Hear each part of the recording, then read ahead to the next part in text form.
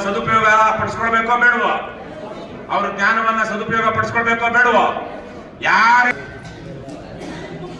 ನಮ್ ಪದ್ಮಮ್ಮನಿಗೆ ಹೇಳಿದೀನಿ, next time ಬರೋ ಅಷ್ಟೊತ್ತಿಗೆ ಮಗಳ ಕೈಯಲ್ಲಿ ಈ ಕಲ್ತಿಲ್ಲ ಅಂದ್ರೆ ಪಕ್ಷದಿಂದ ಸಸ್ಪೆಂಡ್ ಮಾಡ್ಬಿಡ್ತೀವಿ ಅಂತ.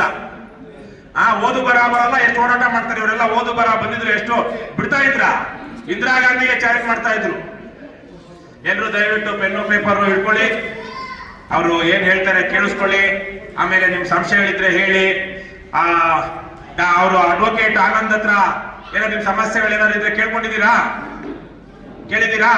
ಅವರು ಇರ್ತಾರೆ. ಆಮೇಲೆ ಎಲ್ಲ ನಿಮ್ ಸಮಯ ನೋಡ್ಕೊಂಡು ನಮ್ ಸಮಯ ನೋಡ್ಕೊಂಡು ಕಾರ್ಯಕ್ರಮ ಅವ್ರು ಹೇಗ್ ಮುಗಿಸ್ತಾರೆ, ನೀವ್ ಹೆಂಗ್ ಸ್ಪಂದಿಸ್ತೀರಾ, ಹೇಗ್ ಅರ್ಥ ಮಾಡ್ಕೊಳ್ತಿದ್ದೀರಾ, ಏನ್ ಪ್ರಶ್ನೆಗಳು ಬರುತ್ತೆ ಅನ್ನೋದ್ರ ಮೇಲೆ ಇದು ನಡೆಯುತ್ತೆ. ಈಗ ಹೆಚ್ಚಿನ ಸಮಯ ತೆಗೆದುಕೊಳ್ಳದೆ ಮಂಜುನಾಥ್ ಅವರಿಗೆ ನಾನು ಮತ್ತೊಮ್ಮೆ ನಮ್ಮ ಆನೇಕಲ್ ತಾಲೂಕಿಗೆ ಸ್ವಾಗತ. ನಮ್ಮೂರೇ ಇದು. ಈ ಸಂತೆಯಲ್ಲೆಲ್ಲ ನಾವು ಸಂತೆಯಲ್ಲಿ ಸಂತೆಗೆ ವ್ಯಾಪಾರಕ್ಕೆ ಬರ್ತಾ ಇದ್ವಿ. ನಾವು ಒಂದ್ ದಿವಸ ಸಂತೆಯಲ್ಲಿ ಟೊಮೆಟೊ ಬೆಳೆದಾಗ ಇಟ್ಟಿದ್ವೋ ಏನೋ. ಈ ದೇವಸ್ಥಾನಕ್ಕಂತೂ ಒಂದು ವರ್ಷ ಪೂರ್ತಿ ಮದುವೆ ಆಗೋದಕ್ಕೆ ಮೊದಲು ಇಲ್ಲೇ ಬರ್ತಾ ಇದ್ದೆ. ಪೀಡೆ ಅವರು RTI ಬಗ್ಗೆ ನಿಮ್ಗೆಲ್ಲ